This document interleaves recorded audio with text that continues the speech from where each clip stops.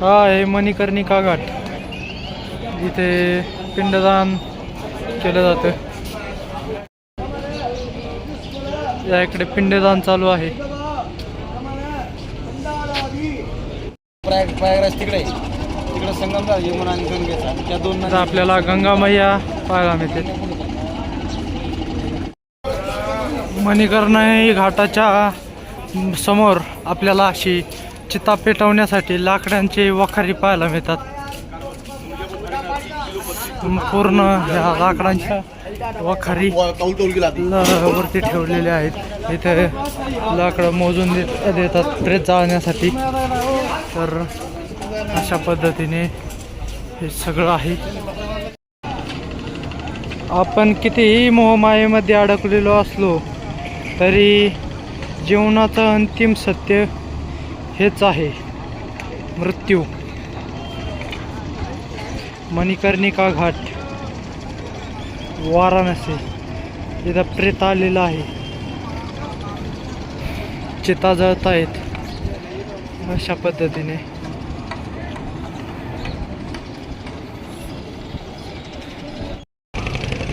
ललिता घाट आपण पाहतोय. वरती राजराजेश्वरी मंदिर आहे. तिथून काशी विश्वनाथ मंदिरासाठी जाण्यासाठी एंट्री आहे. तर आता मी सर्वात आधी आंघोळी करणार आहे, त्यानंतर दर्शनासाठी जाणार आहे.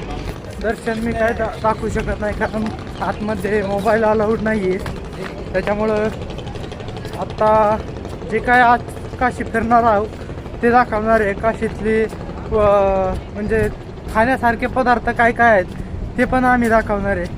तर व्हिडिओ शेवटपर्यंत पहा. या व्हिडिओला लाईक करा, शेअर करा आणि सबस्क्राईब करा आपल्या चॅनलला.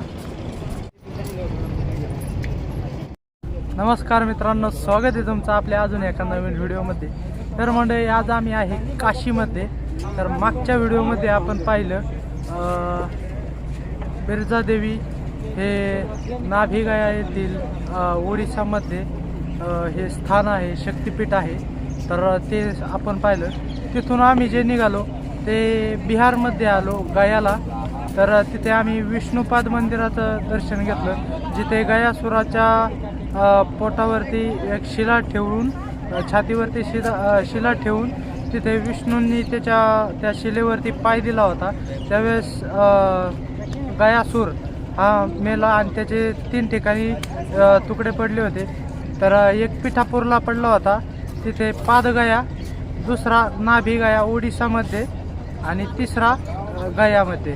तर असे हे 3 गया आमचे झालेले आहेत. आणि अजून एक तिथं आपलं शक्तिपीठसुद्धा आहे, मातृतीर्थ मंगळागौरी हे एक शक्तिपीठ आहे.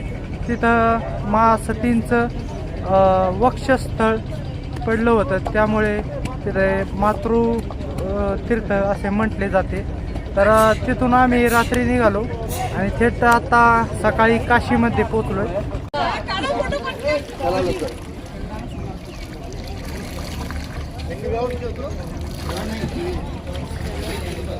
हर हर गंगे.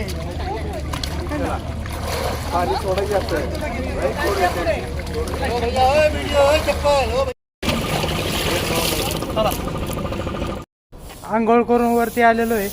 तर आता इथं आम्ही सर्वात आधी मोबाईल जमा करतो आणि मग दर्शनाला जातो. नंतर मग दर्शन घेऊन आल्यानंतर पाहूयात आपण काय काय फिरतोय ते. व्हिडिओ शेवटपर्यंत पाहत राहा. आम्ही कशी काशी एक्सप्लोअर करतोय ते. तर आताच काशी विश्वनाथांचं दर्शन झालेलं आहे आणि काशी विश्वनाथांच्या मंदिराच्या समोर अहिल्यादेवी होळकरांची आपल्याला मूर्ती पाहायला मिळते, त्यांचं दर्शन होत आहे. काशी विश्वनाथांचं दर्शन घेऊन पुढं आल्यानंतर इथं आपल्याला एक शक्तिपीठ लागतं, काशी विशालाक्षी देवीचं शक्तिपीठ आहे. तर त्यांचं सुद्धा आपल्याला दर्शन होतं आहे. आतमध्ये मोबाईल अलाउड नाही आहे, बाहेरून सुद्धा फोटो काढण्यात सक्त मनाई आहे, त्यामुळे आतमध्ये मी काय फोटो तुम्हाला दाखवू शकत नाही. तर आपल्याला ह्या शक्तिपीठाचं सुद्धा दर्शन होतं आहे. काशीमधली गल्ली बोलायला खतरनाक आहे. आम्ही एकाच जागेवरून 3 वेळा जाऊन आले. इथून गेलो की परत त्याच जागेवरती येतोय. काय चाललंय काय कळायला.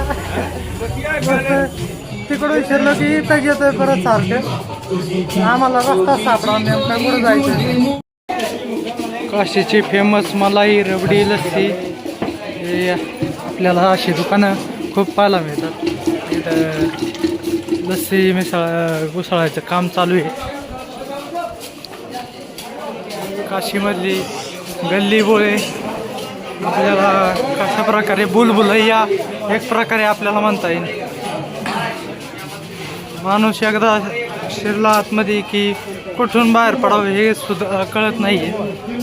फायनली गल्ली बोळांमधून बाहेर पडल्यानंतर आम्ही आत्ता आलो आहे त्रिपूर भैरवी घाटाव. तर आता आम्ही जिकडे गंगा आरती होती आहे त्या घाटावर चाललो आहे. तर तिथून म्हणलं आपलं घरी नेण्यासाठी पाणी भरून घेणार आहे.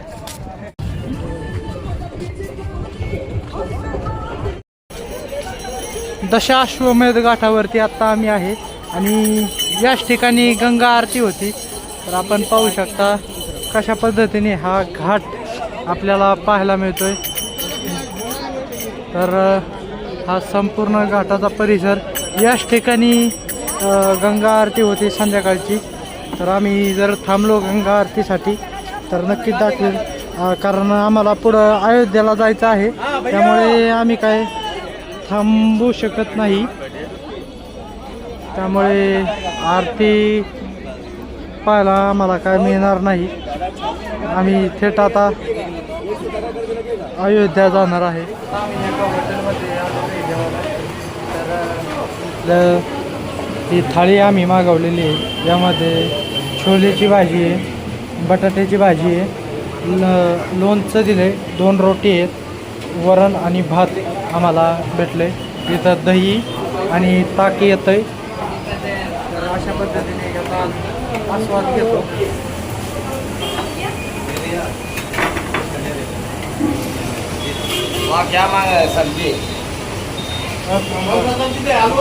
जेवण करून आम्ही पुढं आलो आहे खाऊगल्लीमध्ये. इथं काशीमधलं सगळ्यात फेमस चायवाले जर कोण असतील तर हे लक्ष्मी चायवाले यांची मक्खन टोस्ट खूप फेमस आहे. तर ती कशा पद्धतीने बनवली जाते आपण पाहूयात. ही मक्खन टोस्ट कशा पद्धतीने बनवली जाते. इथं मक्खन ठेवलेली आहे, इकडं क्रीम ठेवलेली आहे. अशी मक्खन टोस्ट आपल्याला कशा पद्धतीने खायला मिळते पाहूयात. तर आता त्याला टोस्टला व्हाईट बटर लावतोय.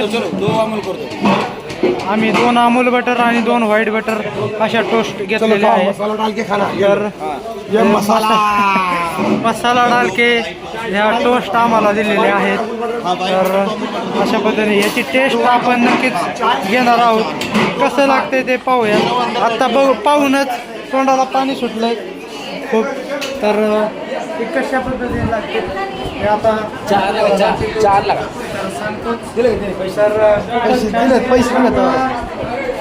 हे पाहूनच तोंडाला पाणी सुटलेलं आहे. तर यावरती एक व्हाईट बटर आणि दुसरं अमूल बटर अशा पद्धतीने आम्हाला ह्या टोस्ट बनवून दिलेले आहेत. आपण याचा आस्वाद घेऊया. यांनी बटर दिले त्याच्यावर मसाला दिलेला आहे. बटर आपण टोस्टवरती टांगून घेऊयात आणि त्यानंतर त्यावरती मसाला लावून त्याचा आस्वाद घेणार आहोत. आता हे अशा पद्धतीने पांगवलं आहे, त्यावरती हा मसाला लावतो. तर अशा पद्धतीने हा मसाला असा मसाला लावून झालेला आहे. तर दोन्ही बाजूने मी मसाला लावतो. ते कसं लागते त्याची टेस्ट कशी लागते मी तुम्हाला नक्कीच सांगणार आहे. तुम्ही पण कधी काशीला आले तर अशा पद्धतीने या लक्ष्मी भंडाराला नक्कीच भेट द्या चायवाला. कारण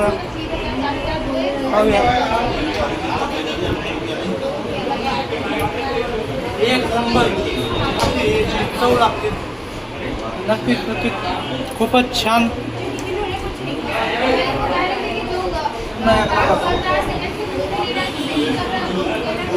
एक नंबर चव आहे. तुम्ही जर कधी काशीला आले तर लक्ष्मी चायवाला नक्की या आणि याची चव टाका.